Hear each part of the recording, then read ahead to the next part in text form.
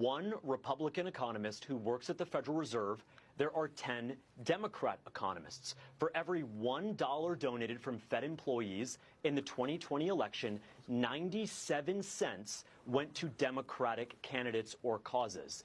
The rate cut that had no justification in fundamentals of the economy before the election was designed to throw Kamala Harris a lifeline. And now when there's a real justification with lower inflation in the midst of a trade negotiation, a real justification for lower rates, Jay Powell wants to do absolutely nothing except stand in the way. And so it's right that President Trump is calling this out. He has many options in front of him. But I just wish that Jerome Powell would do the right thing, look at the facts, look at what his colleagues in Europe and Canada and England are doing, and lower rates to support our economy in this critical transition period. You don't think we're headed into a recession in your plans at this point? You know, there's no signs that we see at this point that we're in or close to a recession. There are signs that growth may be slowing. And again, we have to always be prepared for that. But ours is a long cycle business. The capital we put to work in our business isn't there for just a few years. It's typically there for decades. So we really have to take a longer view and not get buffeted too much by short-term market movement. I always believe that every institution in the government, especially that's in Washington, is political. I don't care how what game of pretend these federal agencies pretended or not. 90% of people who work in Washington seems to be Democrats. If you look at every institution, every government official, you saw from the intro, an investor made the point known about how disproportional economists lean towards the left compared to the right.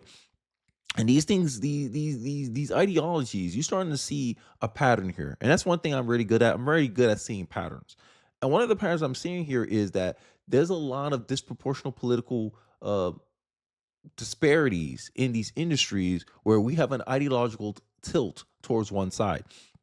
And this ideological tilt make it very hard for people who are opposition to these people, have a different approach from these people, to ever gain some legitimate power because of the fact that you see the criticism that they're giving Donald Trump over his tariffs, his trade war. They're trying to project a recession. But when Joe Biden actually went through a recession, they downplayed it. Why? I believe due to ideological bias by economists. A lot of them lean left, right? If you look at the statistics, you'll find out a lot of these, even financial journalists, they lean left. They're in support of modern monetary theory where they think the government can spend any kind of money, any kind of way, and not face negative consequences. And you saw it firsthand with Joe Biden's economy. It was so bad with this left-wing tilt that Biden's economic advisors couldn't properly explain why government spending doesn't cause inflation. Yeah, remember those videos? I did those videos before. And now they're coming in here trying to project this narrative that a recession's on the pike. These trade wars aren't working. And I want to play this clip here real quick of the press secretary confirming that Trump administration has received 18 trade proposals from trading partners so far, and that administration has an official trade meeting with 34 additional countries this week alone. Fantastic. That sounds like good news. But that's not how the media is portraying this, right? Trump gave an opinion that he wants the Fed chair to go. Stock markets reacted like badly to this because of the fact that these people in the stock market in Wall Street, they like predictability because they make their money on predictability, right? They trade markets, they trade stocks. They want to know, they want to be able to game plan, and anything that can throw chaos on their plan, they don't like. Remember, almost 70% of stocks traded are due through institutions, right? So this is not the American people talking. This is Wall Street talking. With respect to Jerome Powell, I would say that we were all outraged, that is, those who favor Trump, by the speech that was given by Jerome Powell last week. It was really, I've been following this for 40 years. I thought it was the most outrageous partisan attack against a new president that I've ever seen. And I think it was out of bounds, and it didn't take into account all the positive things that Trump are doing on the economy. Now, that being said, and people like myself were saying, Jerome Powell has to go, but the markets clearly don't want Jerome Powell out. They don't want him out right now. And Stephen, I just want to be clear. Jerome Powell was reflecting what a lot of just economists are saying. So if what you're looking for is just straight shooting from Jerome Powell, that really did seem to be what it was. Separately, I want to ask you about the Treasury Secretary Bessent saying he said. Let me push you back. Hold on. Let me make a point about this. Okay, that's a fair point. A lot of the economists and a lot of the businesses were saying, these policies were harmful. But my God, I mean, Joe Biden came in and spent $5 trillion, sent inflation up to 25% increase in prices. Jerome Powell never made that kind of speech against in fact, he accommodated Biden's policies. So I think that's something that really angered us. I mean, I challenge you to find anything that Jerome Powell ever said criticizing Biden's reckless policies. I think you heard certainly concerns about inflation, and you saw reflections on decisions that were made about interest rates when it came to inflation. Mm-hmm. We certainly saw that, yes, right? We certainly saw that. But I want, Stephen, yeah, I have one. Stephen, I want to get this question in, and we're going to have to wrap it up if we can't get past this. Clear. Jerome Powell was the one who allowed the inflation to go up by 9% in 2022, which was the highest rate of inflation we've had in 30 years. And so it's hard to defend what he did back then, in my opinion. I completely agree. You didn't hear him talk this negatively about Joe Biden. Joe Biden was printing money. Government spending creates inflation. Not the other. It never helped. When government spent a lot of money that it did not earn, printing money devalues the supply, devalues the demand of the dollar. It causes inflation. This is why we had the highest inflation rate in 40 years under Joe Biden. And Jerome Powell didn't come out this aggressive towards the economic policies of Joe Biden. You had all these economists saying that Joe Biden's plan would lead to prosperity and Donald Trump's plan will lead to despair, right? K-shaped recovery, yes. Nobel Prize laureates support Joe Biden's plan for the economy. And then we live the results of those sort of plans. Because this is my problem with these experts. And these experts seem to have a problem with reality.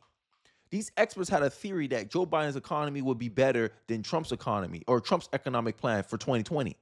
We got to live what these Nobel Prize laureate economists said about Joe Biden's economy, and none of the voters agreed with it because the reality was different from the theory that these liberal economists projected out there. When you have an institution that disproportionately leans a certain political ideology, to me, I don't care if you give a rubber stamp of approval and use your position as an economist to back it up. And today, reality is the real test. Reality is the true fact check. And this is something I think liberals are having a hard time understanding. And they're seeing why a lot of people are questioning the medical institutions, the media institutions, because we're finding out a lot of these institutions have a left-wing slant because of the people that work in these institutions. Trump goes in and then the federal government essentially is turning on the executive, fighting against its boss to maintain status quo. And this is the thing that many Americans are starting to notice. This is why we support Donald Trump dismantling these departments, because these departments have not given any measurable improvement to the lives of the American people for the most part. But I digress. We're talking about the Fed chair here, and I want to react to this segment with Abby Phillips and the crew debating about Donald Trump and should he has an opinion or influence over the Federal Reserve. Let's take a look. So there's an argument. I honestly believe the president shouldn't be able to render opinions about monetary policy. You keep repeating something that nobody ever said. No one ever said that Trump cannot have having original thoughts here. No, Scott. No one ever said that Trump can't have an opinion. The question is, should the Fed act based on that opinion? And I think it's just common sense, right? The Fed, it should be acting based on economic information and data, not anybody's opinion. Trump is not an economist. So let's take it by her stance, right? Okay, the Fed chair should act with economic data, not anyone's opinion. Elizabeth Warren, during the 2024, or maybe even sooner than that, she was criticizing Jerome Powell because he wasn't lowering rates fast enough. He wasn't cutting down rates at the speed that Elizabeth Warren thought it should be. I ain't hear none of this outrage from the media about Elizabeth Warren getting her opinion and trying to influence, as a sitting official in the government, pressure on Jerome Powell. But when Donald Trump as the president does it, now it's a problem. I think this is what Scott Jennings was getting at. And I hate when they do this. Oh, no one's saying that Donald Trump can't have an opinion. The way you're reacting, it infers that. If one person, Elizabeth Warren, gives pressure, say, hey, I think Jerome Powell needs to cut rates faster. No outrage. When Donald Trump says it, all of a sudden it's a problem. Make it make sense. Through your actions, we know what you're actually about. Oh, we didn't say that. But why are you outraged then when Donald Trump says the same thing that Elizabeth Warren was saying? And the funny part is, I showed you in the clip before I reacted to this video. I highlighted how many people saw what Jerome Powell done was as political. Hey, you cut rates when there's no justification. If inflation has increased every time you cut rates, but you did it one more time in November, and then next year you say, oh, I can't cut rates anymore. What? Everyone thought that Joe Biden, there should have been no rate cuts during Joe Biden's economy. But Jerome Powell did it anyway. Even when the economic information didn't make sense. You heard it from an economist. You heard it from an investor in the intro. But Abby Phillips want to sit here and pretend that, oh no, Jerome Powell is just following monetary policy, monetary theory properly. He's letting the facts determine his statements, not political influence. No. The Fed's political. If you audit people in the Fed, which they don't go through audit, you will see that a lot of these people are ideologically in the same camp as Abby Phillips. And I see this nothing more as, oh, you're just protecting your own. I can tell, does not even have a good grasp on how trade works, which is really problematic if he's going to then turn around and start telling the Fed how to do its job. We don't want Donald Trump to have influence over the operation of the government. I just think it's wrong. We don't want to have Donald Trump have influence over monetary policy. That is how it has worked. That is where the confidence. But then you want to blame when the economy is bad, right? Egg prices are going up. When, if you look at the stats, egg prices are going down. No one's complaining about eggs anymore. No one's complaining about gas. Yeah, guys are pretending a recession's on the pike, but he can't have any influence on monetary theory. But you're the president of the United States. Trump will be held accountable in 2026 based on the state of the economy, but he shouldn't have any influence on monetary theory. On monetary policy, but Elizabeth Warren can. This is the problem with the media. They don't have any ability to catch their own bias. They can't catch themselves. Evidence in this system of economics. You said monetary policy. She said DOJ, military, FBI. What were the other things? Okay, hold on just a second. I want to reset because I'm going to change back to the original conversation because. Scott, you are attempting to change the subject multiple times. I'm trying to decide what the president should have influence on our government. Sometimes I think we forget history. Let's go back to LBJ. LBJ actually flew the Fed chief down to Texas to his ranch and berated him because he was pissed off about some of his decisions. And then what? Let's remember. And then what? No. And then what happened? I want to make my point. Finish your point. Then what George happened? H.W. Bush. But Chair Michael, I'm going to pause you there. Lost the election in the state what of economy. Happened? So my point is, that's not all my God. The point that I'm trying to make. Chair Michael, tell me what happened. History, man. Bruh, I'm tired. Like this is why I peg Abby Phillips as a liberal. Like you have an ideological slant, you have a preference, and as a moderator, you coming in and trying to interject in someone's point. Like when someone's saying something that Abby Phillips agree with, she doesn't interrupt them. She don't say nothing. She don't try to throw these little interjections in the middle of their statements. But the minute someone's trying to cause a framing, she's here interrupting, doing all this stuff, and then she's gonna fall back. Oh, it's my show. This is the kind of thing that makes it unwatchable. The only reason I watch a lot of this stuff is because of Sher Michael. It's because of Scott Jennings. I have not yet found another person that I like in this dynamic or in this panel that I can see, okay, I see their point there. It's 4-on-2. I don't know about the guy in the hat, but I'm going to assume he's either neutral or left-leaning. It's 4-on-2. And you won't even let the minority on the table, the minorities, the political minorities on the table, speak longer than 20 seconds before they get interrupted by you. Make it make sense. Matters here, and sometimes it does. Michael, they want him to be a figurehead. They don't want him to be the president. Trump, can I finish my freaking statement? No. We just I haven't concluded. I want to pause here. So the point is, Chair Michael, there have been previous presidents. There have been previous presidents that have had similar thought processes to the Fed. I want to pause That's a simple on your position I'm trying to make here. Your half-finished history lesson. Well, what did the Fed do after LBJ brought him down didn't to listen his ranch? To LBJ or George W. Bush. So what is your point? The point is, previous presidents have been of the mindset similar to Trump that I don't. And if she was listening, she would hear his point. Hey, Trump is not doing anything different that previous presidents haven't done. So why are you reacting like he's doing something unprecedented? That's his point. But instead of listening, active listening, no, you want to sit here and talk and interrupt them. This is my problem. And then they wonder why new media is the new, why they like people don't like traditional media. What is your point? If you were listening, you would have gotten his point. Don't like the decision of the Fed chair. I would like the chair to change. I feel like opinion. I am in an alternative universe here in which you guys keep telling me that I'm saying Trump doesn't deserve to have an opinion. He's a human being. He's the president of the United States. The way you react, he can have whatever opinions he wants. I said that we're the question is, where is the historical analogy or dislike the position of the Fed chair? That's my point. Where is the historical analogy for the Fed acting on the desire of the president to behave in a particular way and doing so while ignoring economic data? Where is the evidence was, I just showed you in the intro of this video. The evidence was, what's his name? Jerome Powell cut rates before the 2024 election, where if you look at the monetary data, there was no justification to do that. And now in 2025, April of 2025, we're in inflation is trending downwards, which economic data suggests, monetary data suggests that he could theoretically cut rates right now.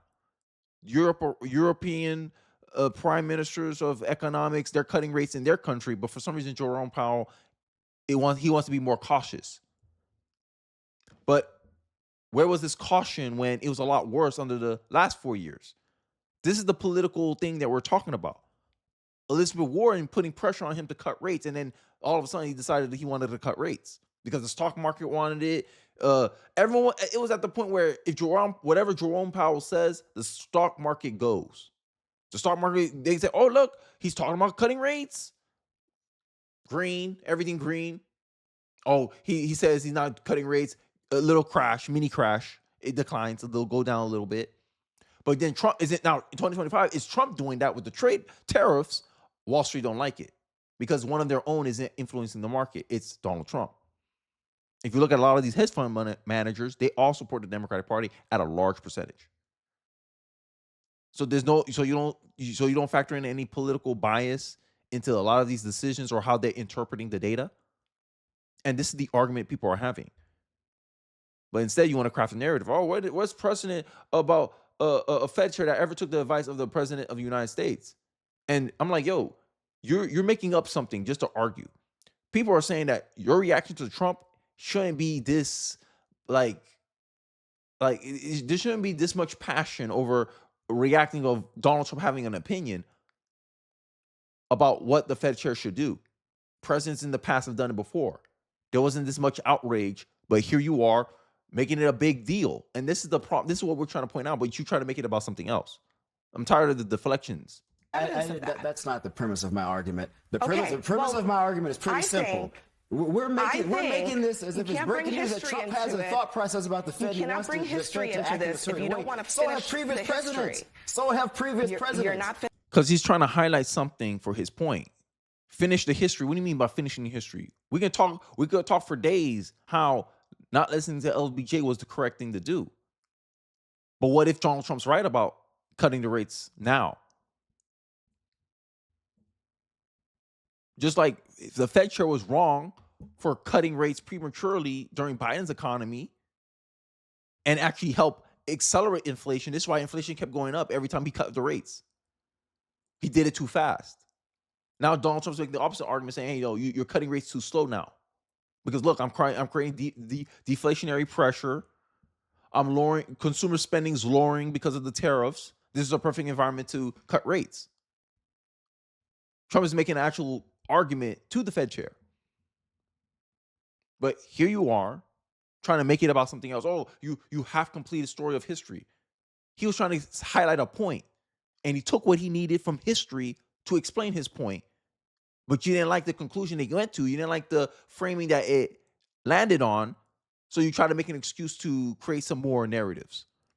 This is the back and forth that I'm tired of. Finishing the history, Michael. Okay. You can't bring it into the conversation. What history am I forgetting here? Please inform me. You cannot bring it into the conversation if it is not germane. Oh, if come on, if the Abby. Fed did not act I on never- that I berating, never then stated how the- is that a okay, parallel? So I don't know how I can be What's more the clear parallel? or provide more clarity here. I never stated that the Fed, in either of the instances that I provided, acted on the thought process or advice or anger of previous presidents. Well, great. My point is that Trump is acting in a similar manner of previous presidents, and we cannot ignore that. There's precedence for presidents having opinions. Thank you for that.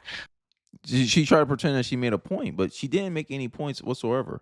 All she did was obfuscate. All she did was kind of deflect from the actual point that you're saying. Hey, why are you making a big deal of what Donald Trump is doing, saying, trying to have a thought, opinions, trying to govern as the president of the United States? Why you guys have so much outrage of every little thing he does? Because he's doing something differently than what you think should be done. He won the presidency. It's his right to operate in the capacity that he thinks is best as president of the United States.